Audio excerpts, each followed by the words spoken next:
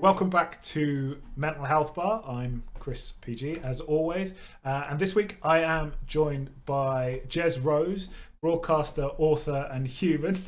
I know that we're going to talk about that in a minute, Jez. I know that you find that funny. I've known Jez for a long time. Jez is incredibly talented.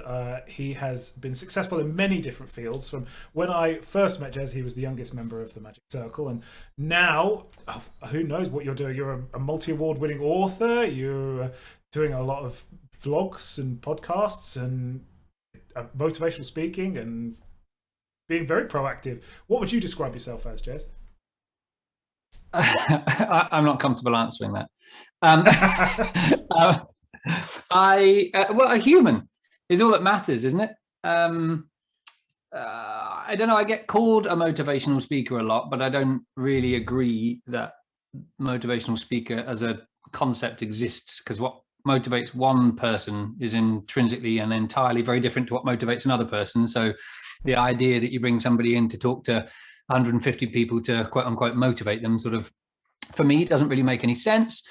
And also, it does make you sound like a little bit of a tosser. Is there swearing in this, or are we not? Yeah, like, is this swear. family friendly? Okay.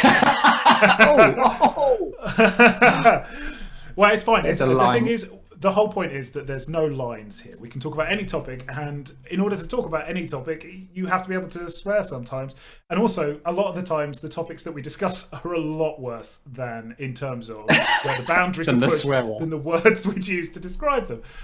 As we've said, we've had a dominatrix on here before. It would have been very hard to have a conversation with a dominatrix trying to keep it safe for kids. You know? Yeah, that's true. Yeah. Why is that lady talking about donkey tricks? I think you've been going to the wrong shows. You've only gone to the Mexican ones. Those are the ones that are just across the border. I get identified as I'm a keynote speaker is what I do, because I deliver keynote presentations at conferences and I host conferences. But the hosting is really just sort of an extension of the experience I had in telly. Broadcaster I get referred to a lot, which is accurate. I work on both telly and radio. And the writer bit is because I've written several books. Yes, one of them did win an award. It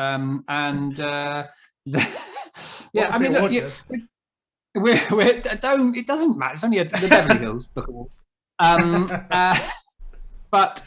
It's going on about it. But look, we're creative people, so that it's about output, isn't it? And it's never just. I don't know anybody that only does one thing, which is the beauty about being human. You see a lot of actors that are, and they're known as an actor. That's how they became well known. So people recognize their face, their voice, their name because of something that was very successful and got shared a lot. But they're also, if they look at their Wikipedia page, a painter, dancer, writer, whatever, yada, yada, yada. And that's all good too. The idea of this linear, you must be one thing, I think is incredibly dangerous creatively and intrinsically as a human being. Not for me, for all of our species. The idea that you should try to restrict your passions and focus on one thing is crazy. I think we should be known for all of the things we do. It should be, this is Sue, not she's an accountant. This is Sue, she's an accountant, an amazing mum, she does cross stitch, she is a rock climber, yada yada yada. Just seems. I was talking to Carlos, my pastry chef, just the other day before I sadly had to let him go. Viennese rolls are fundamentally the simplest of things to make, right? And if you can't do that anyway, that's not for now. I was talking to some of my team the other day about just this idea that what would you describe yourself as? And they all gave me their roles, their job titles, what they do for me. And I was trying to prompt them and remind them that they also, one of them does macrame and the other one's a yoga teacher, and all of those things are important. They form a part of us, right? Yeah, well, that's it. And especially during this last year and a half, people are having to redefine who they are based on their interests rather than on their job roles, because their job roles became stay at home. That's what their job has become the last year. And a lot of people are discovering that actually they're fantastic painters, they're fantastic writers, they're fantastic musicians. And we're seeing a lot more independent businesses opening in a crazy paradox to what's going on. We're seeing all these little businesses, and entertainers are going into different areas and things like that. And it's great to see this definition. And I mean, like, you have redefined yourself, what, 100 times? I can't remember. Because I remember you starting out, and I remember you showing me a coin trick. That was like one of the first things Amazing. I remember about you. I don't even remember that. We were in the Limelight Theatre in Aylesbury when I was 16, so you would have been, what, like 9? And yeah. I don't know what I don't know. I think there's 2 years, right? So I think you were a teenager. I was a teenager, and we were having sweet break because we were in a play together. Was the play Mort by Terry Pratchett or something like that? Wow, I don't know. And you showed me a coin trick in the bar on the break, and told me that you were the youngest member of the Magic Circle. And so that is... No, I would have been the youngest. I think I was the youngest person in the at the time at the Young Magicians Club. I think that's what it was. So the Magic Circle had a youth initiative. You have to be 18 to join the Magic Circle. Right. Okay. So I think that's entirely possible as well. There would have been a point at which you were the youngest member of the Magic Circle, just by maths. Yeah. But yeah, so that's why that's like my first memory. But so you were already very successful then, and then the next time, other than when we went to school together, but you were doing magic tricks, and still, like, not even 16, in a store. Yes, as like a job. You were showing people Svengali decks in BT's. Marvin's Magic. Yeah, Marvin's Magic. That's it. And so that was the very start of my knowing you. And then since then, we've known each other in various different guises over the years. I mean, I remember us going for coffee and me being a credit card salesman and you working with Epcot on their illusions. Yes. So yeah. This is like different parts of every time I've met you, you've been a different thing. And now, because you obviously the beekeeping, you were doing beekeeping and selling honey 2 years ago. Sure. And now you're a human, finally. Well, the thing is that, I mean, some of those things are will sound out of context to people listening or watching, because, I mean, magic has been consistent in my life since I was, like, I don't know, 10 or something, probably before that. I think I was 5 when my grandfather showed me a magic trick, and that's been consistent. I mean, I abandoned magic for maybe, I don't know, a few years. I got really annoyed with it, and I didn't like the industry and magicians and stuff, and the concept of magicians. So I kind of turned my back on it for a while, but it is such a part of me. And I still perform now. I just don't perform under my name. I have a kind of pseudonym that I perform under, so it keeps the brands kind of separate and different. So that's always been a constant. And actually, a lot of things I've done have been constant. Like, I've been speaking since I was 20, maybe, I don't know, 21. When I came back from Disney, I first sort of fell into corporate keynote speaking, I suppose, in a way. I mean, what I do now is like wildly different to what I did then, but that's, you know, paid my bills all of my life.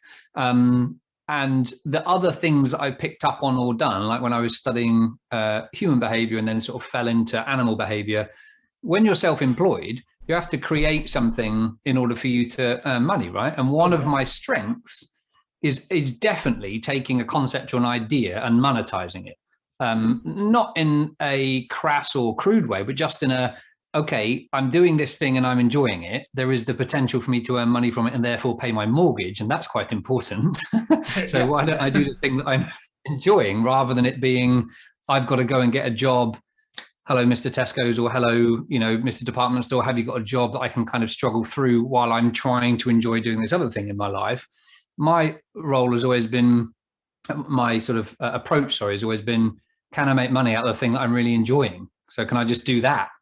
And sometimes that comes to a natural end for whatever reason, which is why, like you say, you become known for doing that, and then the next time you meet me a couple of years later, I'm doing something else. And the two constants have been magic and speaking and sort of corporate training, but there's always been something else that I've been doing or interested in.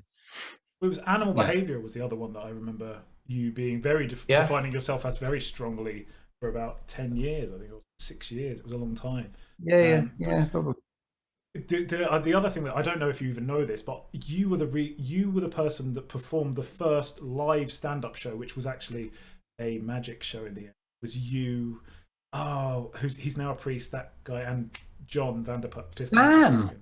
Sam X. Yes, Sam. that's it. Oh, Sam. Sam X. Yeah, and it was that in the who is now a Catholic priest. Gosh, Catholic yes, priest. yes. Yeah, he contacted me on Twitter. Had more followers than me. It was very depressing. What a lovely guy. He's such a nice guy. He's such a nice guy. But it was. This is the thing, Chris. If you're nicer to people, you will get more followers on Twitter. I've said this to you for years. I just can't help being abusive. It's where I go. I can't. I just love attacking, right? Especially if they're younger. If they're under 12, I love slamming them. There's something satisfying.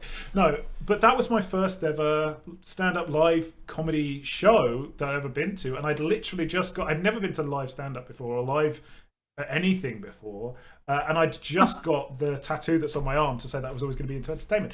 So there was a big defining moment, and also it was another one of those things where I was like, where you've been at a point in my life where there's been a big change, but that's not what that. So that was something I didn't think you knew. But what I wanted to say was you have recently gone through a huge change in your life within the last 2 years. You came out, which to our listeners, some people listening, is something they might not be able to do themselves.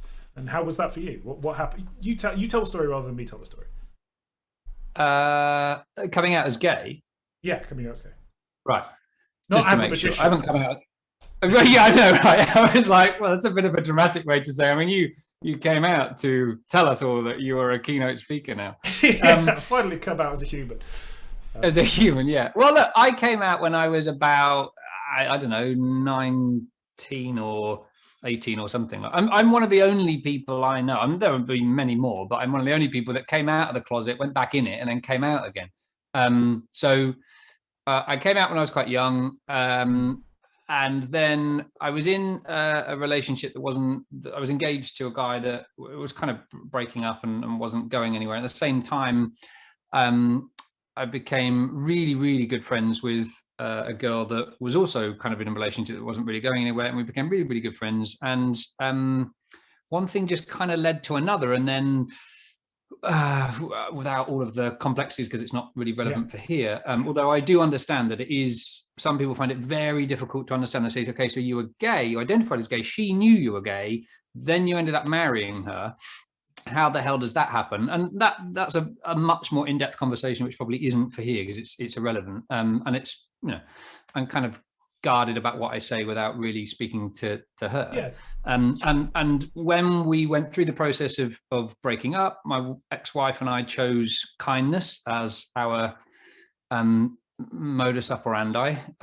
We wanted to maintain that. It was because I couldn't live this kind of existential crisis anymore, which is interesting in itself. That I've lived through a period of trying to sort of not forcibly be somebody that I wasn't, but to attempt to be somebody that I wasn't. I just kind of got carried away with this relationship and friendship that we created, and making that work because it was convenient and comfortable and lovely, and there were so many wonderful things about it, because she's an incredibly human being, but ultimately wasn't what I truly needed, which was to be with a guy. That's when you're gay, it's kind of a little difficult to not do that.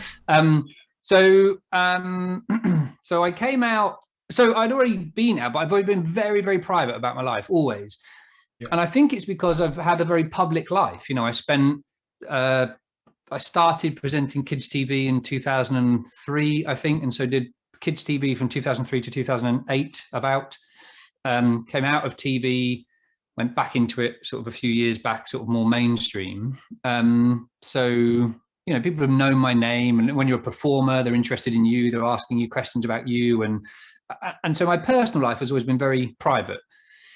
And I don't know why. There were an awful lot of things that happened in the last 12 months. In 1 year, I divorced. My partner of 9 years moved out. We lost a family friend. I had 2 cancer scares. I fell madly in love. Turned out he was a narcissist. That kind of ruined me for a bit. I lost my wingman, my dog of 13 years. I lost obviously 90% of my income because of COVID. Had to let most of my team go. Those are just, I'm just cherry picking the highlights. So there was a lot that happened in a year. And for whatever reason, I just felt the draw. It was really strange. I was sat here one night, I'd just done some teaching, and I came back in and I thought, I feel like I need to write a blog to sort of come out, but not to come out to other people. Because I'd already, it was, me saying I'm gay wasn't exactly an event. It was like I'd done that. When I'd spoken to my close friends and family, they were like, oh, okay, well, welcome back. And it was more about, I think it had been Pride Month or something like that. And so I'd probably been influenced subconsciously by a few things I kept seeing on social media and whatever. And I thought, this isn't about me, but me coming out publicly. I have a very privileged position in that, I don't have hundreds of thousands of followers across social media or my blog or whatever, but it's up, I guess I've got contact with about 25,000 people regularly through social media and my mailing list.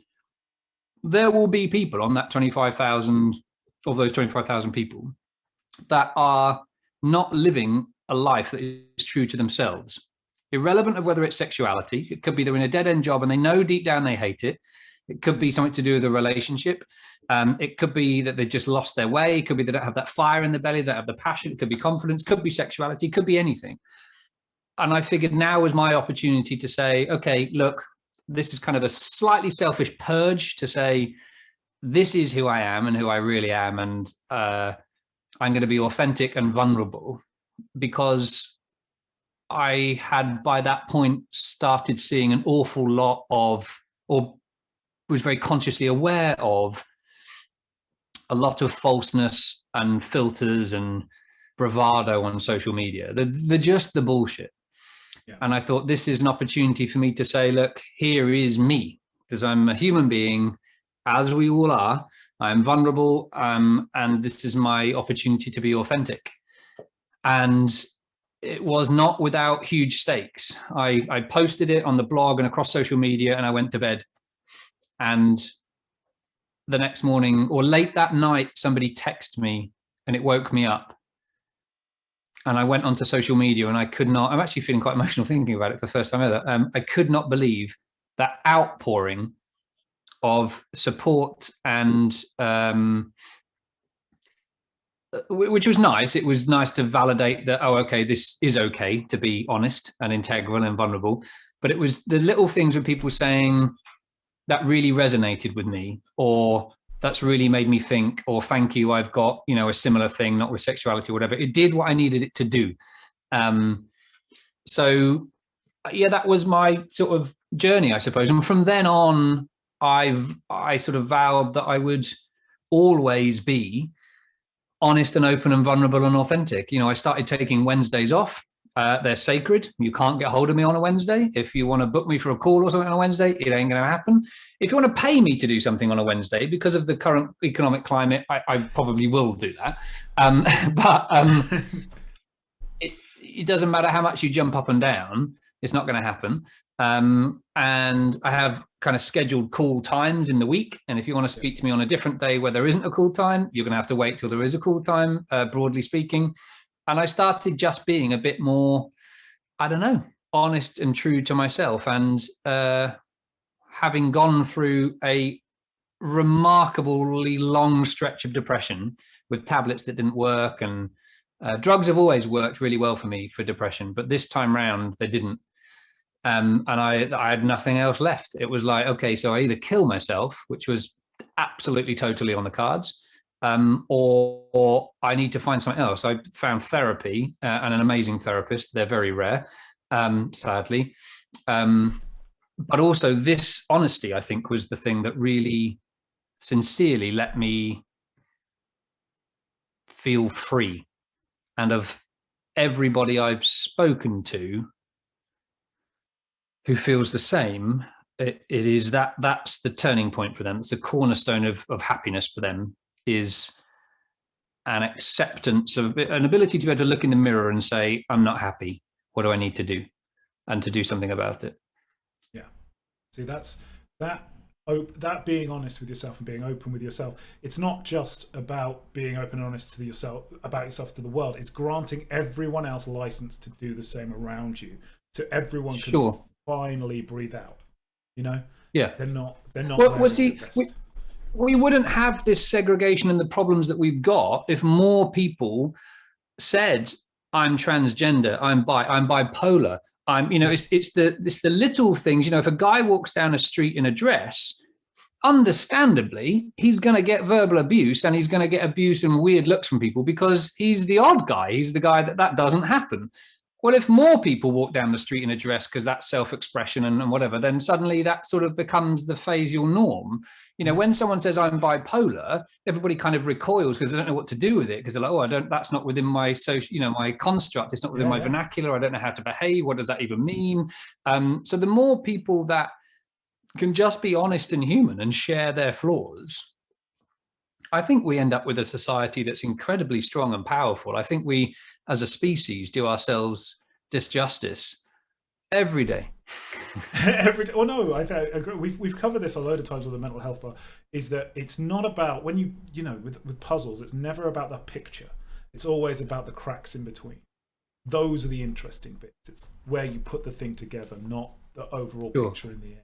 And that's what you're saying, is that what we're both saying is that if everything was different, nothing would be. That's the point of it. And what I'm trying to get from, why I've asked you that question is because there's going to be a lot of people, we were talking about this before we started recording, thinking they're trapped in that one thing and they have to be that one thing. Because society tells you, once you're committed, stay the course. A lot of people, I'm very open about it. I got stuck in a relationship that was very destructive for me because I'd been brought up and told, once you're married, that's it. Yeah. You make it work. And it's just not the best thing. And the same goes for sexuality. The same goes for gender. The same goes for anything, jobs, like you say, anything really. And I'm not comparing mine to yours because they're obviously very different situations. But and mine's bigger. And yours is size isn't the option. It isn't the problem. It's what you do with it that counts. And we're all only from the waist up now. There's nothing down here. Everything else is from here down is withered and unused. There's no need for it anymore. We are a society from the belt up. Everything is this. But I maybe lose my train of thought. No, but what I'm saying is that you feeling like you have to. Come out as gay, go back in and come out shouldn't even be it should just be everything. You love who you love, you're with who you're with. My eldest said the best thing, because my mum is an old cat. She's not an older lady, she's in her 60s, but she's a Catholic, Roman Catholic lady, very prudish, very set in her ways, and she was asking my 16-year-old daughter about sexuality, and my 16-year-old said, labels are for clothes. And I was just like, oh yeah, wow, that's the attitude right there. We don't need these things. And so I absolutely agree. And what I'm saying is that you're going through therapy, but do you feel that was because of the need to fit in and you've had to change your definition of yourself, or do you think that it's something else, or is that too much? Therapy for me was a whole ton of issues I had no idea about. Therapy should be which is what good therapy is, right? I went through kind of two big peaks of therapy. The first one was the end of a combined loss and grieving of a marriage. And like I say, there's no one that knows me like my ex-wife. We're great friends, and always will be. It's adorable and beautiful and wonderful, and we realize, both of us, how privileged we are, because we hear of so many destructive marriage breakups.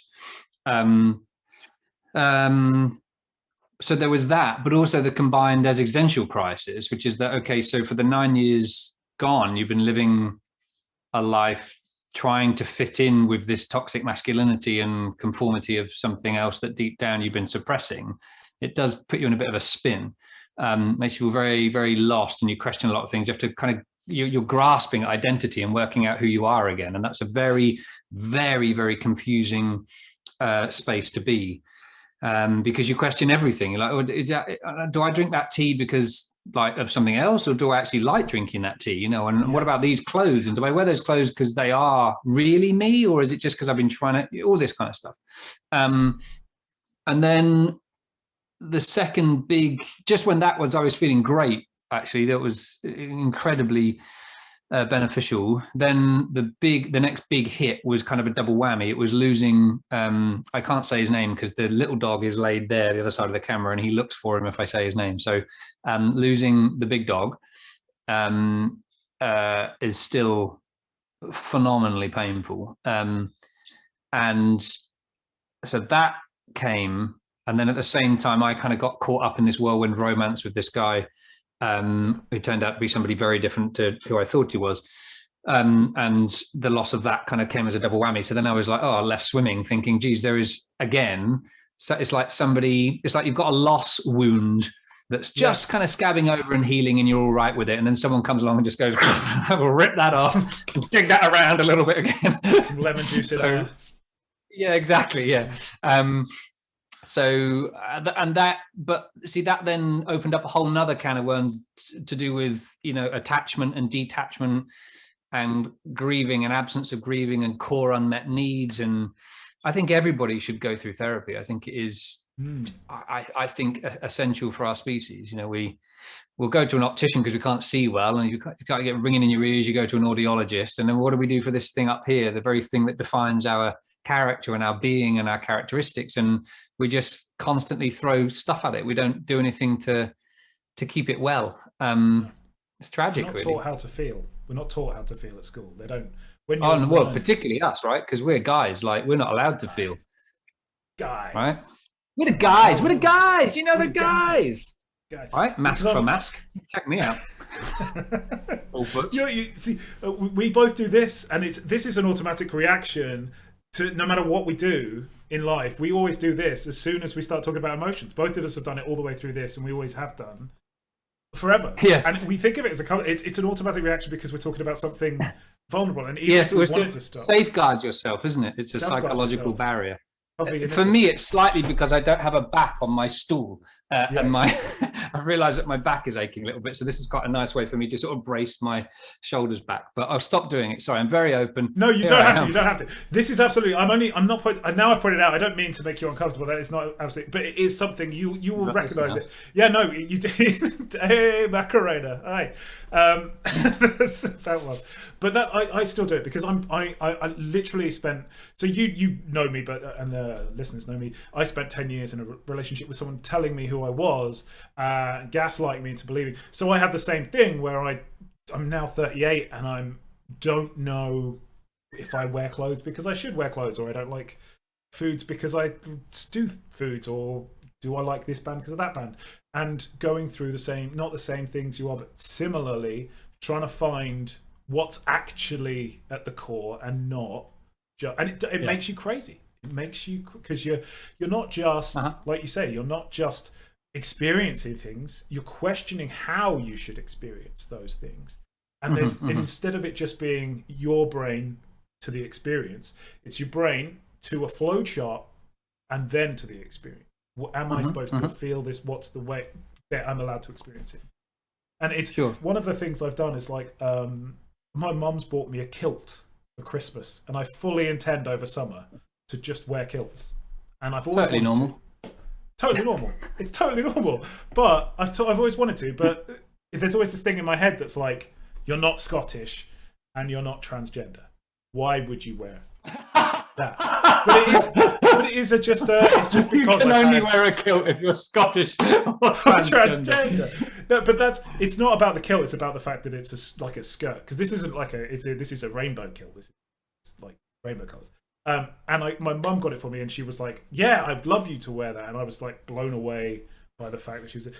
But we have that thing in our heads where we're like, that's like you say, the man walks down the street in a skirt, and that's what it's weird. And we have that emotionally as well, where we're like, that's a man crying, that's weird. That's sure. Can I just say, I think I would like to wear a kilt too. That's really started. My mind is racing because the kilt look is, I think, quite hot. I quite like the kilt thing, cool, like kilt and boots. Mate, and I'm a runner. And we know you're a living thirst trap. So both of us are going to look great in kilts. But I don't know whether to dial up the thirst trapness or not. I will send you a link to where you can get fashionable kilts, and you can have all sorts. They've got utility kilts with many pockets for gardeners, of course, and they have blacksmiths and things like that. And yeah, you go kilt crazy. I bet you there isn't a beekeeping kilt, and for obvious reasons. Yeah, I mean that's more a safety thing than a fashion thing. That's not where you want to be. You don't want to be tossing nicotine up there, do you? To try and get them. Come on, guys, go to sleep. Go to sleep. That's not what you want to be doing. But yes, so what would you say is the next step for humanity? What do we have to do as humans? You want to talk about this? What do you think we need to do in order to get to where we're free and open to be who we need to be? Your mug's changed. I think that's a very good. Well, that was tea. That's gone now, and I'm now on gin. It's just full on. No, I don't drink alcohol. Same.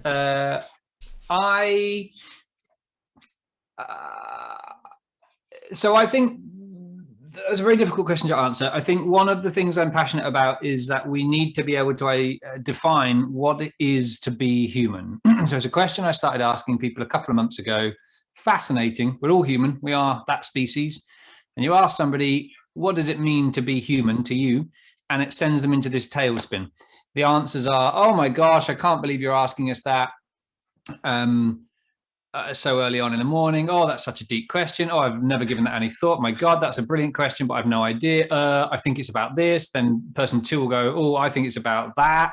Person 3, oh, I think it's about these.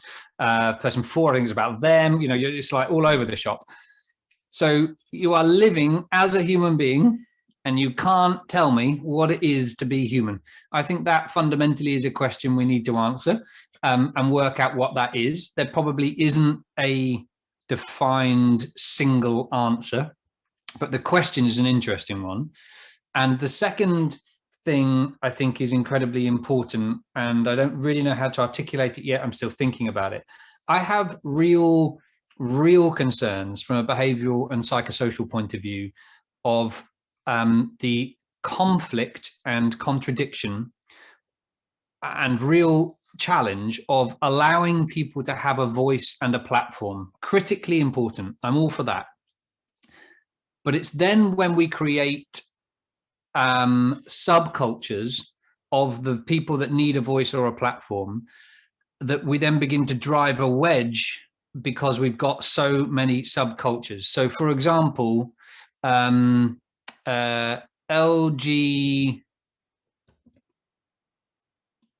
and gay community. Then I'm trying to think of the actual timeline, and I'll get called out for this because I don't know. But lesbian and gay, and then LGB, probably LGBT, LGBTQ, LGBT plus, LGBT plus plus. So all of those people have a voice, as they should. But to then create these kind of mini subcultures, rather than it being about, hey, everybody, we're all human, we should be sharing everybody's differences and conflicts together. And it's okay for you to like that food and me not to like it, and for you to pray in that building and me not pray, and you pray in that building. Those are all fine. But the challenge that we've got is that social media and technology is allowing anybody to have an opinion about things they know nothing about, but also to have an opinion and a voice to share those things. Yeah. And then to create these mini kind of, okay, so this is our club now. It's like when a few years back, and it's difficult for me to say because I'm white, I'm middle-aged, thanks. And you don't know that though. You don't know you're middle-aged yet. Yeah, no, that's true. That is true. You don't know you're middle-aged. Well, that's a little dark. So, well, you might not be. So that might have that happened might already. have gone. That might have... I don't know. That's my thought. When someone says I'm middle-aged, I'm like, you don't know. You tell me I'm middle-aged. Exactly. That could have gone 20 years ago. I could have been middle-aged. I think that's great. And I'm white. And so the difficulty for me to be able to say what I'm just about to say is that immediately I don't get a voice anymore, right? Because my voice has been privileged for many, many years. But, I remember a few years back when a business lady set up a women's only club in London to rebel because of the men's only clubs. And I was like, no, that's not the way to do it.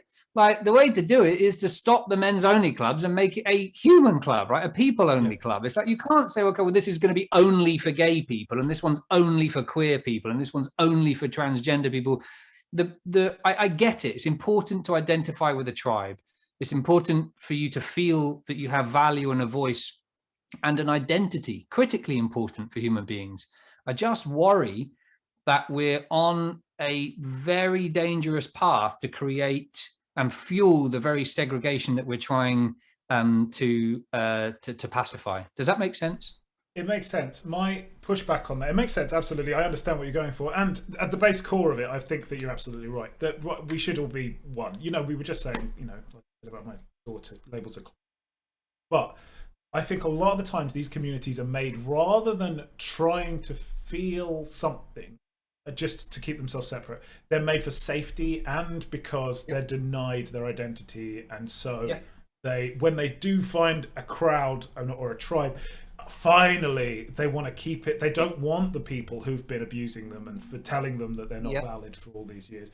So then when you get clubs that are just gay, or you get events that are just transgender or things like that, they normally, I think, for safety more than they are for keeping people out. They're more for like, well, we just want to be able to be us here without feeling like we have to defend our existence, which I think is more the thing. And I know that you understand that as well. I'm just clarifying. I agree. And actually it's a good clarification to have, because I agree. I wholeheartedly understand that. The challenge, this is the point, is there's this tiny little point in there where if we're not careful, and I see it happen socially, it tips into the strength in numbers feeling, where you just get a few kind of people that start to probably unintentionally fuel the us versus them thing, because because of the strength and sort of support of having that safety of a tribe of people. And so it becomes less about education and an open conversation. So like if somebody trolls me on social media, I normally just reach out to them and ask if they're all right, or, without any anger, why did you feel the need to say that? Or what was your thinking behind saying it? And try to have and if they're not in that place, that's fine. I just walk away from it. I don't need to, justify anything or whatever. But very often, probably more often than not, sort of just over 50-50 of the time, somebody will open up and it'll end up being with okay, cool, respect to you. I don't agree with that. You don't agree with that, but that's cool. That's okay. Whole relationships are based on the fact that you don't have to always like the same stuff. It's like I've been dating for what feels like a million years. It's horrific. And there's this weird thing with dating where, they say, so what music do you like? What films do you like? Whatever. And if there's some disagreement, for some reason, that's like, I'm not sure it would work. And I'm like, well, you're not sure it would work because I don't like horror, but you do. And then just watch horror, but I won't watch it with you. Like what the, like you can't look for a carbon copy of yourself. That's nuts. That's narcissism. So that's the problem. Oh man, if you want to date a narcissist or somebody who's emotionally unavailable, come. I've got reams of them. I'm like a magnet to them. I think that's the point, is that you don't want to date yourself. They want to date themselves. You don't want to date yourself. You'd say you're a narcissist, and they'll say, do you know what? I'm actually just looking for me. I'm just looking for me. I'm not looking to spend some time. Yeah. Maybe they're just trying to find what themselves. You need, my friend, is a flashlight. That's not what I meant. That they needed to find themselves with a picture of your face on it. Is what you. You went in a completely different direction. My point is, there's a little tipping point there where I just think if we're not careful, it can become a little fueled and a little angry and a little, we've got our club and we're safe now and we're going to hide away from the rest of society and do all that thing behind, our little defense mechanism. And I think there's a lot more that could be done for education, and it's the long game. That's the thing, you're, as a human being, you're saying, I've got immediate validation, immediate safety, immediate comfort, immediate kindness with this group of people. Let me try to get you to understand why we do it this way, and let me try to get you to understand why you shouldn't be so aggressive. Let me try to break down the fear, because that's where it all comes from. There's that wonderful thing, isn't there, that there's a phrase that goes something along the lines of, those things that we don't understand, without seeking understanding, we grow to fear, and with fear we grow to hate, and that is the process of, you were saying about like your mum generationally, and also having that Catholicism as part of her characteristics as well.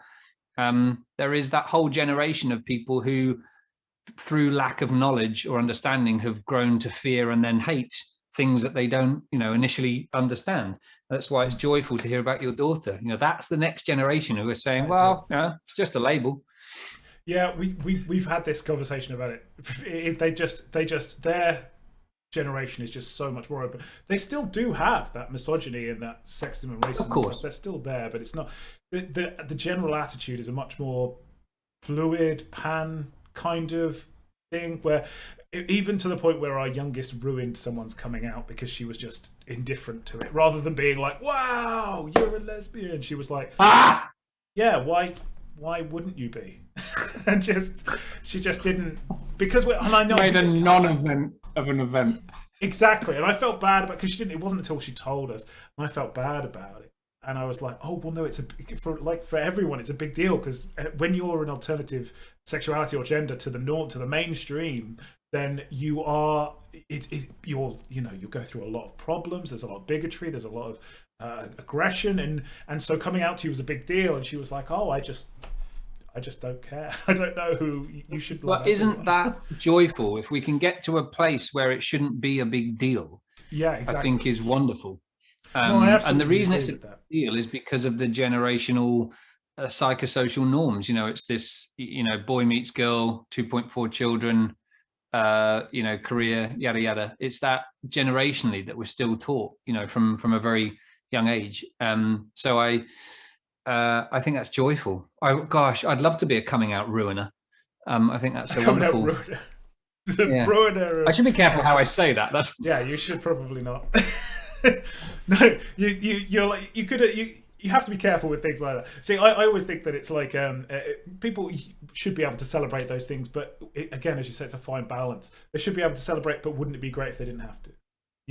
It would. Yeah, absolutely. And also, look, if somebody's listening to all of this and thinking this sounds very lovely and supportive, it does. And actually, a lot of the things that we've spoken about today, unfortunately, are still a bit idealistic. But we are much further on than we were.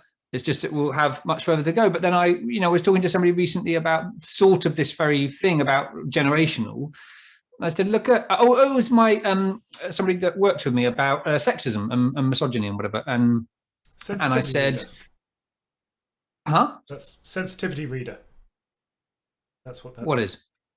Someone who talks about, works with someone to go through a sexism and misogyny. That sensitivity reader. Oh, is that what they're called? Yeah. Oh, no. Well, okay, thanks. Well, I wasn't talking to a sensitivity reader, no. Oh, okay. Sorry, that's just what the I was talking to my PA, but anyway, but she might be a sensitivity reader. I don't know. I'll ask her tomorrow. Oh no, I won't.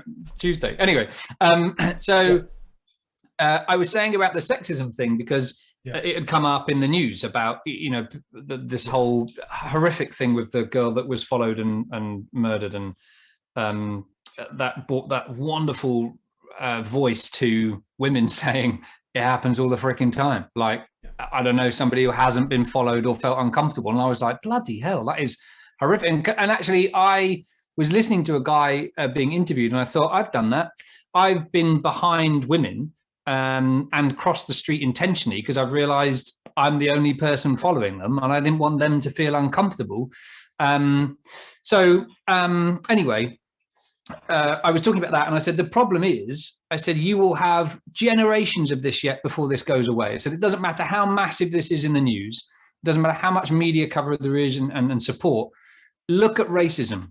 Look how long racism has been going on and how long we've been trying to fix and correct racism, and it still happens now. It's a million times better than it was, but it's still there. It still happens, and people still die because of it.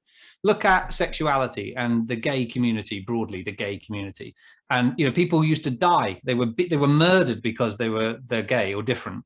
And we're a million times further on right now, but my God, we've still got so much work to do. I said, so if you think about how much longer that's been going on, and then, you know, it's only what, you know, a stone's throw away when women got the vote. And that was only functional at the time. That didn't overnight change how women were respected or accepted within society. So I said, the fascinating thing about all of this is that it's a wonderful hope for the future, but it's a real long journey still. But which is why I'm always talking about being a better human. Isn't that a joyful thing? To just continually try in every way to be a bit better. And if we all did that, we'd get there, wherever there is, a lot quicker. Well, yeah, exactly. Be there, and as a society, we'd be beige rather than all the colours. Would be a lovely intermingled. Well, it's a bit racist. It's just a beige cream colour. Everyone is the same. Last week we had I thought you'd like to hear this actually. Last week, the guest we were talking to, Vicky, she was talking about how women had all these rights, and gay people and trans people had all these rights thousands of years ago, and it was only the Romans coming in that had taken them away. So it's not about women gaining rights, about them gaining them back. And I couldn't believe that was the case. People like Baudelaire, people like Cleopatra, the Arabians, where they had all of these different, where if you dressed as a woman, you were treated like a woman, or you dressed as a man, you were treated like a man, no matter what gender you were born as. It's only now that we're getting those kind of things back. So well, and also even without wanting to be too crude about it, but very literal, gay anal sex as well. That was absolutely a thing that happened very socially in the Roman period, in the Grecian period particularly. That was quite normal. At some point in history, there'd been people that have cherry-picked things and gone, you won't do that anymore, none of that, more of this, less of that. And then we've just had to sort of toe the line because, I could get very controversial now, but religion does drive a lot of those social norms. That's where most of it come from. There's a brilliant book I read. I might have given it out because I lend it out a lot. It's called The Sugar Blues. It's quite a small book. And The Sugar Blues charts the history of and gradual rise of the consumption of processed sugar from sugarcane. And it started as that's what started the slave trade. That's where the slave trade, where we went to ethnic countries, stole people and went, oh, you do very well working in hot countries. I'll have a load of those, please. Chuck them in the ship and we'll drive you to this other country so that you can work for us as slaves and make sugarcane. Because there's all these rich people back home that want sugar because we've discovered that you can do this. Of course, sugarcane, the people that used the sugar indigenous to the countries where it grows in used to chew the sugarcane, so they were getting a very raw, natural version of it. Somebody, I forget the exact, there was something to do with the science boom at the time, discovered that you could process the sugar, effectively bleach it with a chemical reaction. So just to take the acid away from it. So you're getting, so all the natural stuff's gone and you're just left with this white bleached kind of raw sugar. And then we'll start putting that in food and stuff.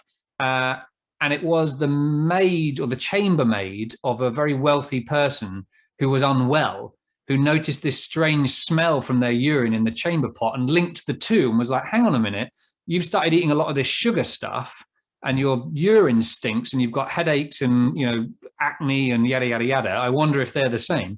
And so I'm fast tracking through this because this is the bit that's getting to the relevant bit. the natural faith healers at the time, there was no such thing as medicine, no such thing as doctors. The natural faith healers and healers that you went to had started to suppress the idea and said, this sugar stuff's really bad. You shouldn't be eating it. Like it's causing lots of these problems we're seeing.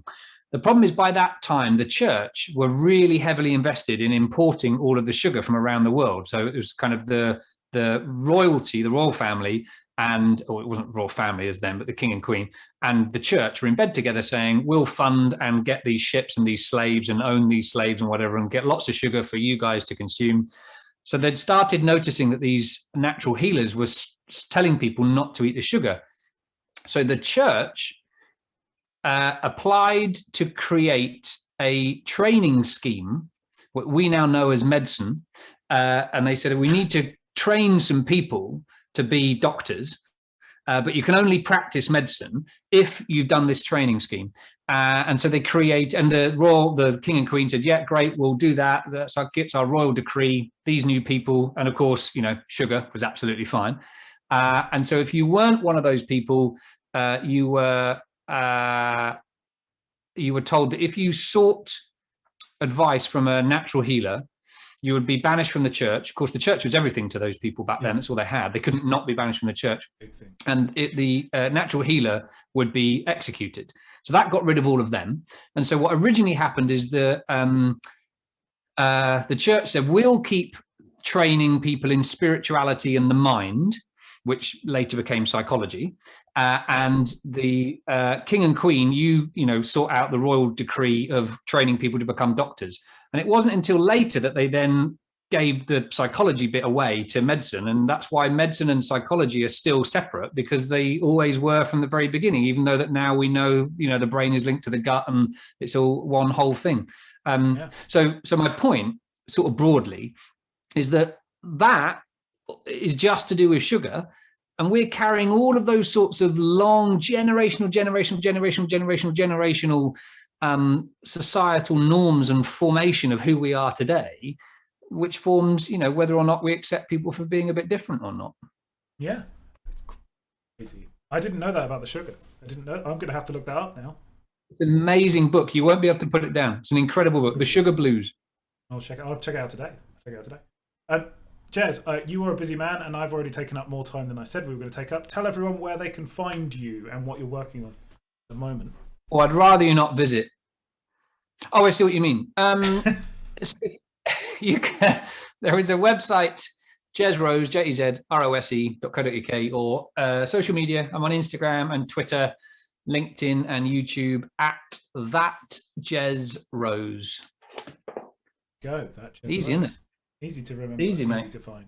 Easy. Right. Thank you very much for joining us. Do I get paid per minute for this, or is it just a sort of general fee for the whole thing? It's a general fee for the whole thing, delivered via Bitcoin.